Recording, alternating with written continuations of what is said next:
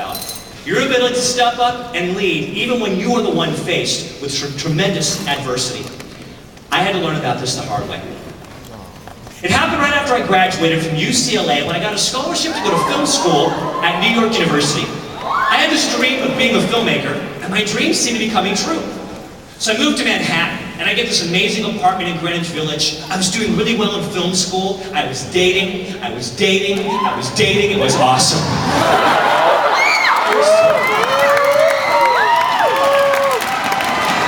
And I get home one night from an all-night film shoot. I was exhausted because we were shooting till like 5 a.m. And finally, I'm in my apartment, I get to bed. I'm lying there and I stretch my arms out to yawn. And I rub my eyes and my hand slides down my face. Something was wrong. At the base of my neck, I felt a lump. It's about the size of a golf ball, just beneath the surface of my skin. Well, I figured something must be wrong if I have a golf ball growing on my neck. So I get dressed and I run to the NYU Student Health Clinic. And I was the only student there that morning, but for some reason I still had to wait an hour to see a doctor. And they're being very cold and very rude.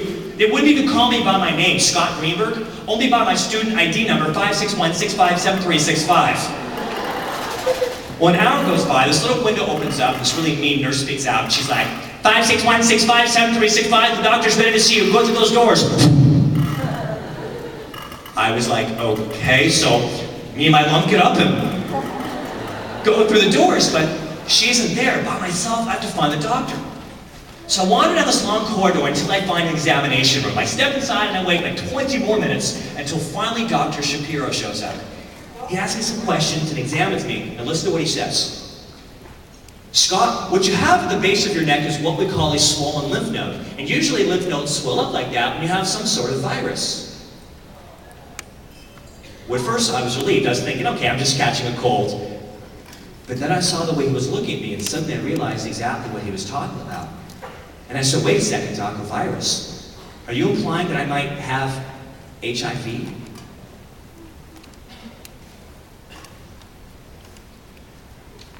So he asked me a few more questions, and he continued examining me. And finally said, Scott, we better run some more tests. Go see my nurse, she's gonna take some blood and we'll x-ray your chest. But you know what? I doubt you're HIV positive. I'm sure this is nothing. Today's Monday. Come back on Friday. We'll have the results back by then. Okay, does that sound like he's worried? No. So I didn't even think about it until Tuesday, the next day, when I was woken up by a phone call. Hi, Scott. This is Dr. Shapiro from the NYU Health Clinic. We got the test results back a little bit early, and I need to discuss them with you. Would you come to my office immediately? Okay, there are two words you never want to hear from your doctor. The first one is, not good. The second word is, yeah, he's not going to call you right away to tell you good news. I throw in some sweats, I bolt out the door, I barge into the clinic, and they immediately start giving me all kinds of hospitality. Scott, good morning, Scott. How are you, Scott? Would you like a magazine, Scott? I couldn't have waited more than 3 minutes before the little window slid open. Same nurse, but this time she's a totally different attitude. Scott, good morning. It's so nice to see you. The doctor's ready for you. Why don't you go through those doors? I'll meet you there. I'll walk you to his office. How many of you would be freaking out by now? Yeah, imagine how I felt as I get up and I walk through the doors, and there's the nurse waiting for me. And as she walks me down the corridor, she actually puts her hand on my shoulder, and the whole time she's looking at me like... And I'm looking back at her like...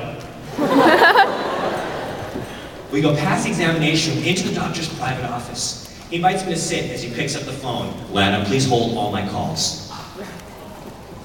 This is 100% true. Scott, thank you for coming in on such short notice. We have the test results. According to your blood work, you're anemic. And in addition to the swollen lymph node in your neck, we found something in your chest.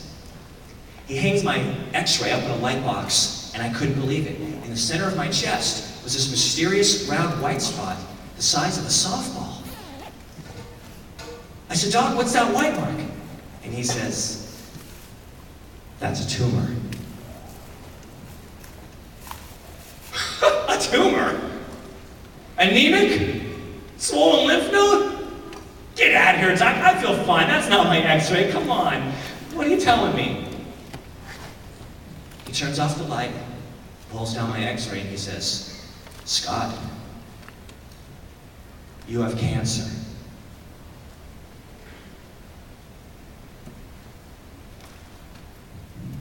No way. This can't be happening to me. Why would I have cancer? I didn't smoke. I didn't take drugs. I wasn't an old person. I'll tell you why I can't get cancer, you guys, because you know what? I'm just like you. I'm one of the normal people. I'm one of the everyday people. I realize when I'm up on the stage with the lights and they have me up on the screen, it makes me sound like I'm so different. It's this vision you can kind of stare at on the screen, larger than life. And they got me with the microphone and the suit. But I'm just like you. I grew up right here in California. We sing the same kind of songs you guys sing at this conference. I listen to the same music you do. I watch a lot of the same TV shows. See up there, it makes me look like one of those weird people you hear about. But I'm not one of those weird people. I'm one of these weird people.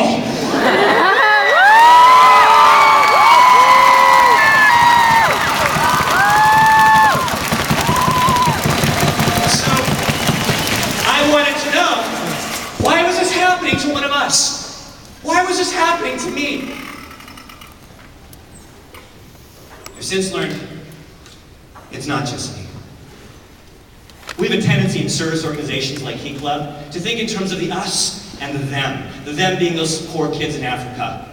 And it's so easy for us to sit there and think, oh, those poor kids. Oh, they just want to have an education. Oh, isn't that nice? But they're the ones with the problems. Here, we get to have our noisemakers and our t-shirts and have fun. It's always us and them. And the service, it's about getting together with friends and laughing, that kind of thing. And I guess what I've come to realize is, no, there is no them. There's only us. And that's what I came here to tell you guys. This whole cancer thing, it's not just me. The truth is this. Every one of you will get your cancer. All of you. And yeah, I know some of you look at your friends and you're like, I thought he was a motivational speaker. Let me explain. When I say you're gonna get your cancer, I don't literally mean that you're gonna get sick like me. What I mean though is this. You're all gonna get something. Every one of us are going to face huge problems in our lives. I speak at schools for a living. I spoke to 2 assemblies this morning at a middle school in Southern California, and I had one student come up to me, a 7th grader. She said, Scott, no one knows it, but I have cancer too. After almost every school assembly I do, I have teenagers coming up to me and telling me how they have cancer or other illnesses. So some of you, I guarantee you in this room, there are a lot of people who have cancer. Some of you know it, some of you don't. Others of you face other kinds of physical sicknesses. Some of you have someone sick at home. Some of you have recently lost a loved one. Some of you have families that are absolutely broken apart. Some of you are so excited to be here at an overnight conference just to have a few days away from an abusive parent. Some of you abuse yourselves. You don't like who you see in the mirror, so some of you starve yourselves. Or some of you eat food but don't let yourself digest it. And even among Key Club, right in this room, I will guarantee you, I'll stake my life on the fact that somewhere in this room, there's someone who usually wears long sleeves to cover up the scars from all the cutting that you do to relieve the tension. It's funny, I share that stuff at conferences like this, and invariably I'll get some advisor who comes up to me and says, no, Scott, no, you don't understand. This is Key Club. These are leaders. These are the happy, enthusiastic students. They're out there making a difference. They're smiling. No, they come from great families. No, Scott, they don't have these kinds of problems. And I politely nod my head, and I think you have no idea, because I get your emails. I've been working with Key Club for years. I've spoken at maybe a dozen district conferences. I've spoken at International Convention twice. I've led Key Leader Weekends, KC Weekends, you guys, and I've gotten emails, and it's amazing what people, even within your organization, have shared. And other student organizations. Massachusetts Association of Student Councils. Guy shows me his scars from cutting, student body president of the school. Pennsylvania Association of Student Councils. I gave a presentation just like this. When I got home, there's an email waiting for me. Mr. Greenberg, thank you so much. I really appreciate your presentation. I feel inspired, and I now think I'm ready to tell my father I no longer want to have sex with him. She's 16 years old, and she confided in me that's been going on for 13 years. Oh my God. My son had just turned 3 years old, and I got that email, so I stared at that screen and I wept. And then I picked up the phone. I ended up giving a statement to the Pennsylvania State Police. The father was arrested. She was put in another home with the family. All this drama unfolded. But the first person I talked to was her advisor.